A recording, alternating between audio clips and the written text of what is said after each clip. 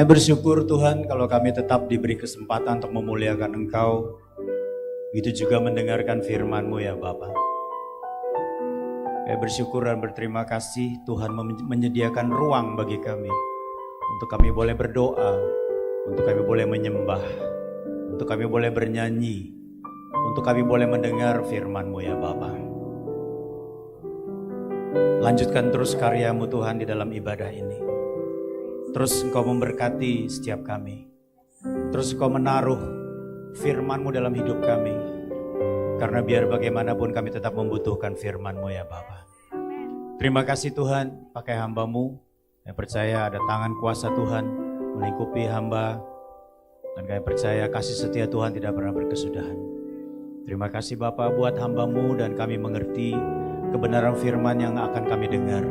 Sehingga kami boleh mengerti rancangan-Mu adalah rancangan yang terbaik. Terima kasih Bapa yang baik, terpujilah nama-Mu. Berbicaralah Bapa. Di dalam nama Tuhan Yesus kami berdoa. Percaya katakan, amin. Tepuk tangan buat Tuhan. Selamat duduk, saudara yang kasih dalam Tuhan. Shalom.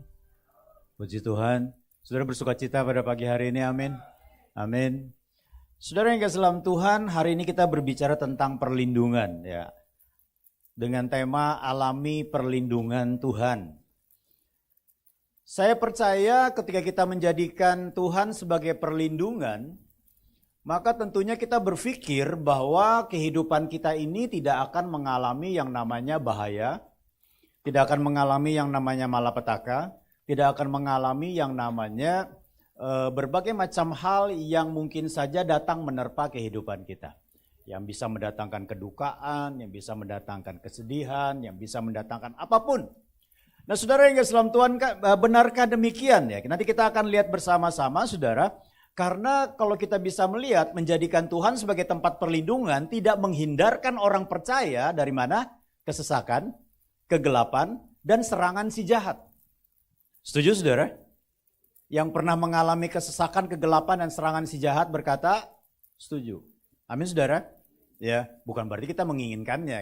Saya mengerti itu, saudara ya kan. Bukan berarti kita dengan cara demikian, mari datang ya, kesesakan, kegelapan dan serangan. Bukan begitu, ya. Tetapi artinya kita mengakui secara jujur, berjalan bersama dengan Tuhan itu tidak menghilangkan yang namanya apa? Kesesakan, kegelapan dan serangan si jahat. Amin. Nah saudara, seringkali orang Kristen menjadi lupa bahwa ketika berada dalam perlindungan Tuhan, kita bebas dari semuanya ini. Justru karena ada itu perlindungan Tuhan dibutuhkan. Amin. Nah saudara, kalau kita bisa melihat, mari kita sama-sama melihat saudara. Di dalam Mazmur pasal 91 ayat 1 sampai dengan 2. Ini merupakan Mazmur yang luar biasa ditulis oleh Musa. Tentang perlindungan Tuhan. Kalau saudara mengerti penulisnya adalah Musa. Musa ini seorang pemimpin yang membawa bangsa Israel keluar dari tanah mana? Mesir. Kemana dibawanya? Ke kota metropolitan? Atau ke tempat yang subur? Enggak. Kemana? Padang gurun. Di padang gurun ada apa saudara? Ada orang jahat. Di padang gurun ada apa? Ada ular, kalajengking, dan binatang buas yang lain. Di padang gurun ada apa saudara? Ada berbagai macam hal yang bisa menyesakkan kehidupan mereka. Saudara yang kasih dalam Tuhan, beberapa tahun yang lalu ya, saya pergi ke Sinabung saudara. 2 kali saya pergi ke Sinabung, kita antar bantuan ke sana. Ada 10 posko yang menampung orang-orang yang terkena dampak dari erupsi Gunung Sinabung. Nah saudara yang kasih dalam Tuhan, ketika saya masuk di sana saudara, memang ada yang tempatnya agak bagus di daerah Sipayung, itu di belakang Gunung Sinabung. Ini yang dari mana nih? Dari Brastagi dan sekitarnya. Saudara kan pasti tahu nih. Ya. Agak ke belakang sana itu dia bagus kayak kemah-kemah begitu saudara. Ya, jadi satu kemah, satu keluarga, ada yang 2 keluarga dan sebagainya begitu. Tapi ada juga yang dikumpulkan di namanya jambur ya kalau nggak salah ya. Jambur itu semacam ruang pertemuan. Ya, dalam ruang pertemuan begitu saudara, itu pas saya datang itu ada yang pernah waktu kasih bantuan posko yang terakhir itu malam sekali. Wah tidurnya kayak pepes. Ya, saudara bisa bayangkan ketika bangsa Israel di padang gurun saudara. Diperkirakan ada 600.000 orang yang keluar dari tanah Mesir.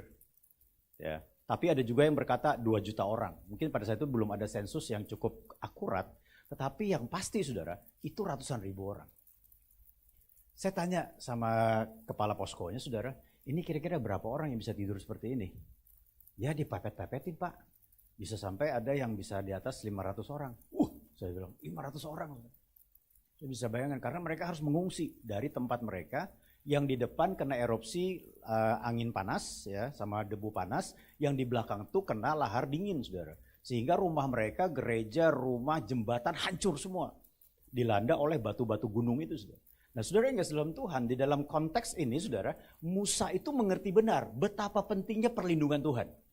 Amin. Kalau dia ngomong dia mengalami saudara. Karena apa? Dia membawa bangsa Israel di padang gurun. Menghadapi musuh dari luar saja ini butuh perlindungan Tuhan. Nah yang lebih parah lagi menghadapi musuh dari dalam, iya kan? Suka bersungut-sungut. Udah lama nih gak makan daging, iya kan? Apakah kita di padang gurun ini diajak menderita nih sama Musa? Kita gak makan daging nih, Tuhan katakan gak apa-apa. Besok akan ada burung puyuh terbang rendah. Tangkap itu, makan daging. Ya. Kemudian, aduh kita nggak ada makanan nih, dikasih makanan mana dari surga saudara.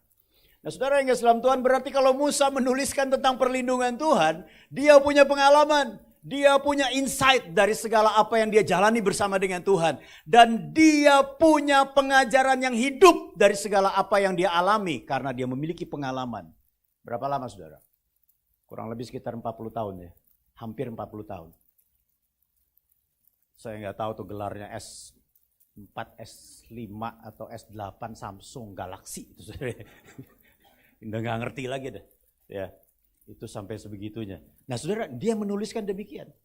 Orang yang duduk dalam lindungan yang maha tinggi dan bermalam dalam naungan yang maha kuasa. Nah ini kalau dia berkata begini, dia memahami dengan benar karena apa? Tidak ada tembok di situ, tidak ada atap di situ, yang ada cuman kemah terbuat dari kain, terpal ataupun kulit. Mereka nggak bisa bawa barang berat-berat, saudara. Mungkin kemahnya dari kain tebal saja, dan mereka hidup di padang gurun di situ, saudara. Dan saudara yang kasih dalam Tuhan, ya orang yang duduk dalam lindungan yang maha tinggi dan bermalam dalam naungan yang maha kuasa. Naungan itu bayangan, saudara, bayangan.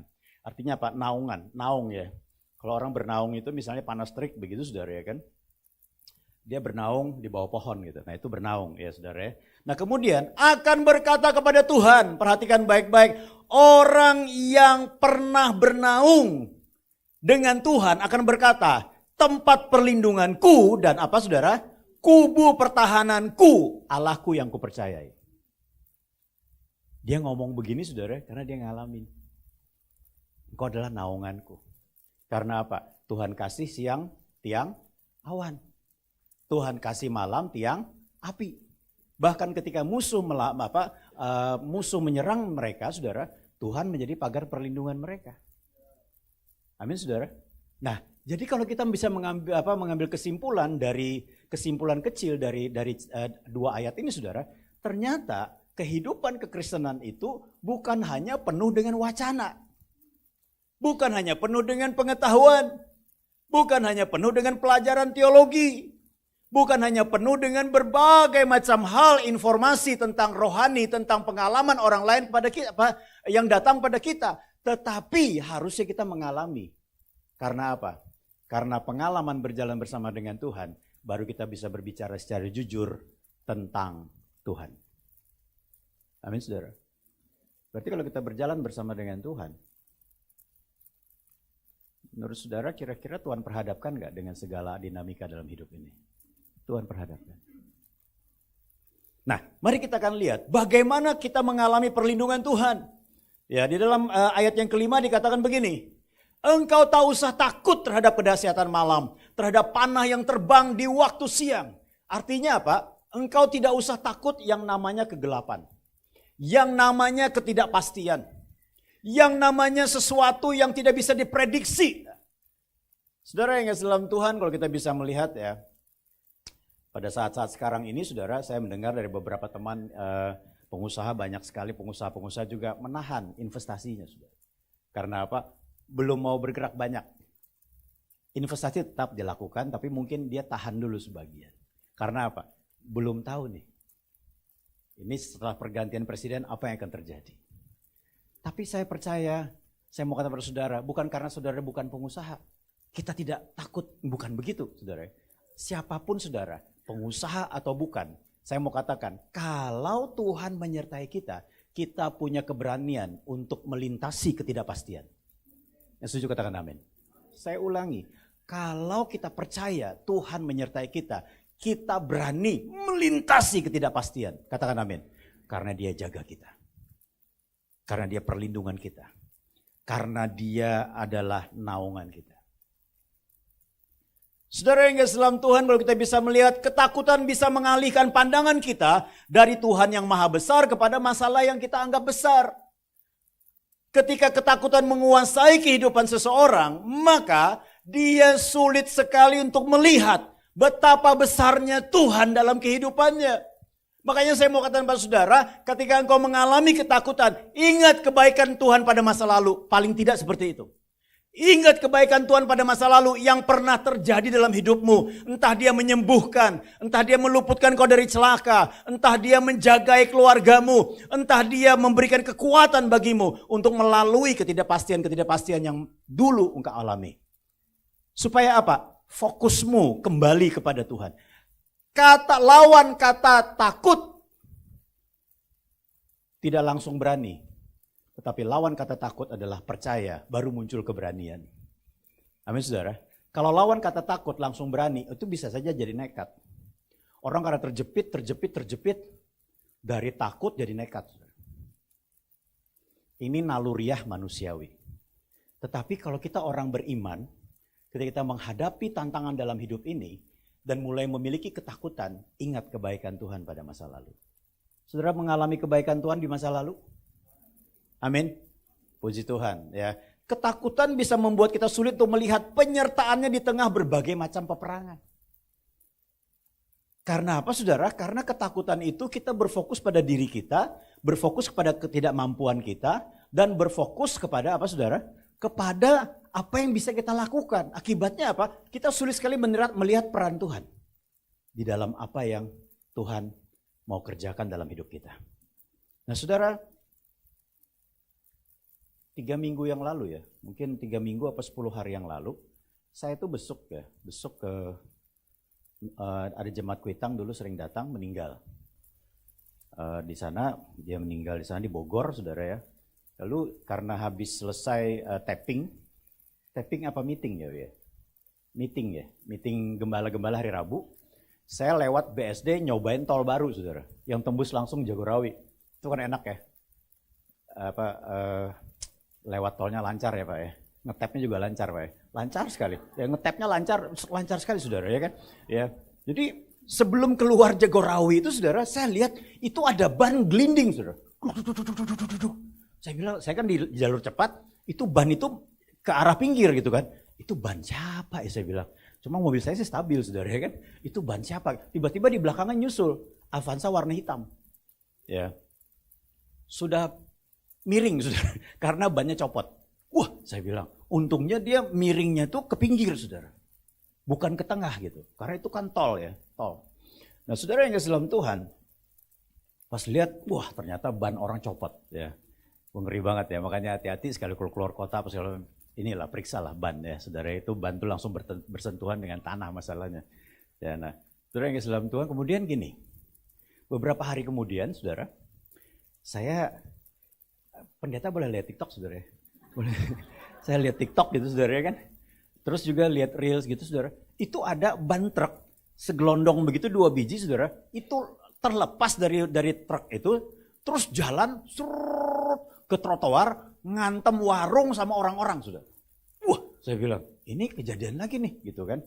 Nah terus singkat ceritanya saya memang ada jadwal untuk ganti oli mobil saya ya. Ganti oli mobil saya, sekaligus bersihin rem 4-4-nya gitu, ya kan? Safety kan penting saudara ya kan. Ya, udah sekaligus pas dibersihin remnya saudara, ternyata ban saya saudara yang sebelah dalam ya, ini kan sebelah luar, ini sebelah dalam ini, pas diangkat begitu kelihatan robek saudara. Dan saya punya rencana beberapa hari sebelumnya setelah itu saya mau keluar kota. Itu robek, benang-benangnya udah putus. Terus ini ada satu lagi nih Pak. Ini satu ini juga ini udah retak nih Pak, dia bilang. Saya bilang, bisa dipakai berapa lama? Biasa hitungannya begitu saudara. Bisa dipakai berapa lama lagi? Oh bisa aja dipakai Pak. Tapi saran saya lebih baik diganti. Gitu ya kan. Oh ya sudah, saya bilang, ini robek bener nih. Bener. Dilihat. Saya lihat, saya ke kolong mobil gitu saudara. Saya lihat, bener robek. Robek. Nah saudara yang dalam Tuhan, akhirnya diganti empat-empatnya saudara. Ya, bannya itu, ya kan. Pas lihat memang robek saudara. Udah setengahnya, masuk ke dalam setengahnya gitu. Saudara bisa bayangkan ya. Kalau saya nggak ngeh nih. Dengan apa yang saya lihat. Dengan apa yang saya lihat di Reels dan TikTok. Saya bawa aja tuh ke Bandung gitu misalnya kan. Saya nggak tahu apa yang terjadi. Saudara mengerti cara Tuhan memberikan perlindungan bagi kita. Sesuatu yang mungkin kita tidak duga tetapi dibutuhkan kepekaan. Amin. Nah saudara yang dalam Tuhan artinya apa? Kita berani percaya kepada Tuhan bahwa Tuhan yang melindungi kita. Dan saya percaya ini merupakan bagian dari perlindungan Tuhan buat saya. Buat keluarga saya. Bahkan buat orang yang saya bawa nanti misalnya keluar kota gitu. Wah saya nggak ngerti saudara kalau misalnya itu kejadian meledak ban depan saudara, sebelah kiri. Itu pasti yang pernah mengalami ledakan ban di sebelah kiri depan saudara itu pasti akan tahu bagaimana dampaknya. Ya kalau misalnya masih rada-rada takut, panggillah ketua home saudara untuk dampingin. Panggil dia Jumat malam saudara. Supaya seru kan? Jumat malam saudara kan? Ya, pas tanggal 1 Suro. Nah, itu seru tuh saudara ya kan. Ya. Nah artinya begini saudara. Saudara punya otoritas. Kalau saudara gak gunakan, saudara gak bisa lihat. Apa yang Tuhan bisa kerjakan melalui kehidupan saudara. Di dalam Lukas 10:19 dikatakan begini. Sesungguhnya aku telah memberikan kuasa kepada kamu untuk menginjak ular dan kalajengking. Dan kuasa untuk menahan kekuatan musuh dikatakan. Sehingga tidak ada yang akan membahayakan kamu. Wah. Luar biasa sekali saudara ya. Yang ketiga, Mazmur 91 ayat 15 dikatakan begini. Bila ia berseru kepadaku, aku akan menjawab. Aku akan menyertai dia dalam kesesakan. Aku akan meluputkannya dan memuliakannya. Nah perhatikan baik-baik. Otoritas orang percaya saudara. Ada di mana? Ada di mana? Dalam hidupnya. Takut dikerjain pendeta, saudara kan? Makanya nggak berani jawab dalam hidupnya.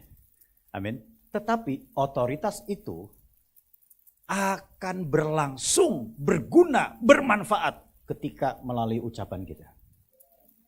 Setuju gak? Amin saudara. Nah saudara yang dalam Tuhan artinya apa? Bila ia berseru artinya apa? Keputusan untuk apa? Untuk menggunakan otoritas itu tergantung saudara mau berseru atau tidak. Saudara mau mengucapkan atau tidak. Bapa saja di surga, dia perlu mengucapkan firman dalam penciptaan. Sehingga apa? Terjadi penciptaan. Dia juga punya pola yang sama dalam hidup kita. Untuk apa? Berseru kepada dia dan juga menggunakan otoritas dia. Nah saya percaya inilah yang menjadi ketakutan dari kuasa kegelapan. Inilah yang menjadi ketakutan dari iblis itu sendiri. Kalau saudara pernah mungkin di TikTok tuh sudah ketemu ada kesaksian di Solusi kalau tidak salah, namanya Lia Tekwalu. Yang pernah nonton itu saudara pasti tahu.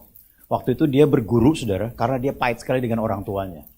Dia berguru, berguru kepada satu guru yang sakti mandraguna lah seperti itu saudara ya kan. Sampai pada saat ujian terakhir tuh di pantai selatan.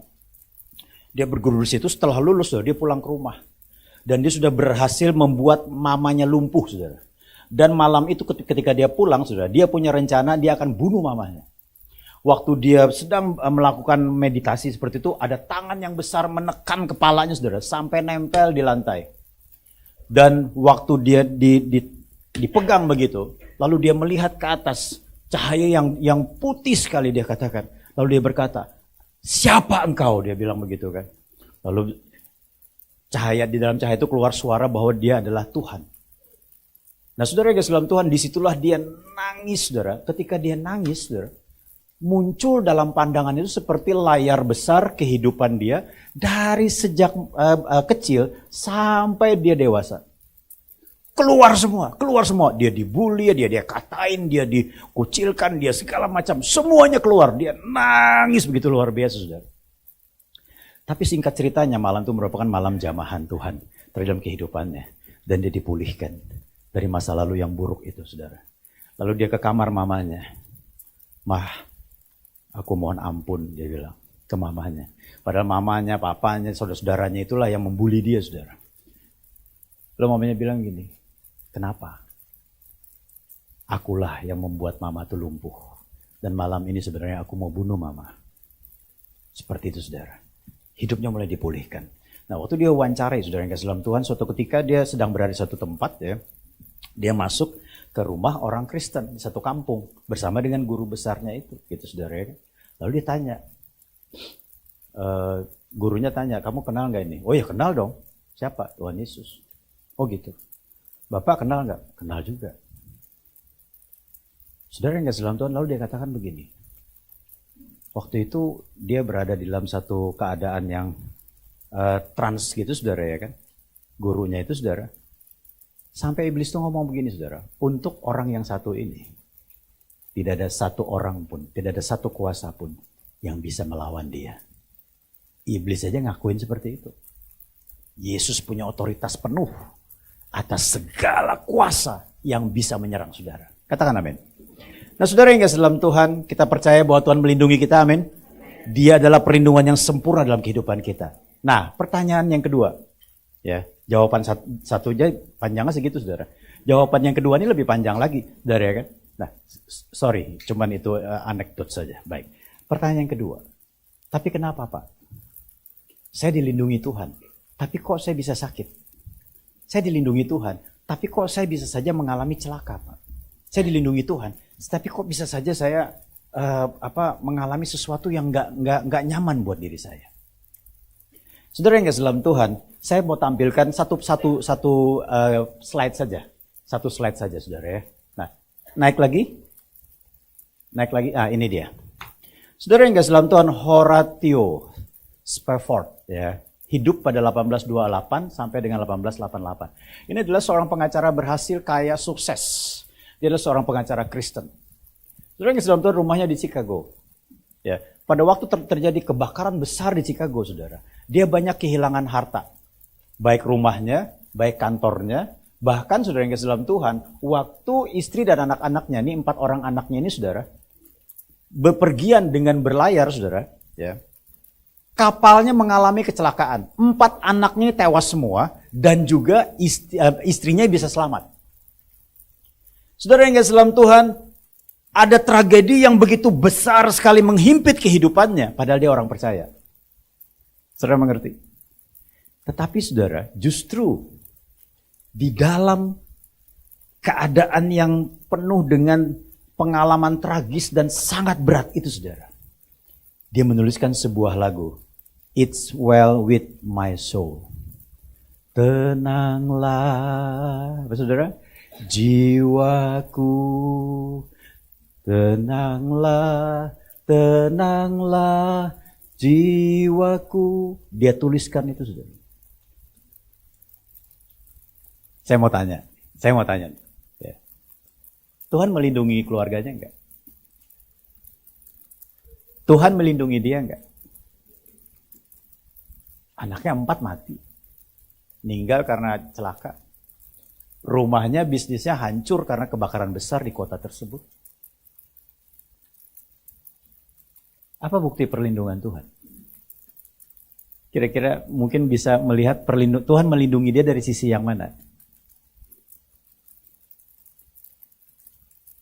Tuhan melindungi dia.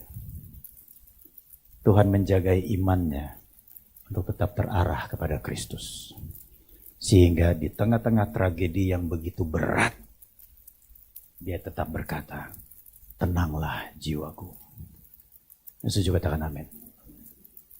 Ada kalanya kita bisa saja sakit. Kita bisa saja mengalami sesuatu. Bukan Tuhan lalai untuk melindungi kita. Tapi ada satu hal yang dia lindungi dalam diri kita. Bisa itu iman. Bisa jadi masa depan kita yang tetap berjalan bersama dengan Tuhan.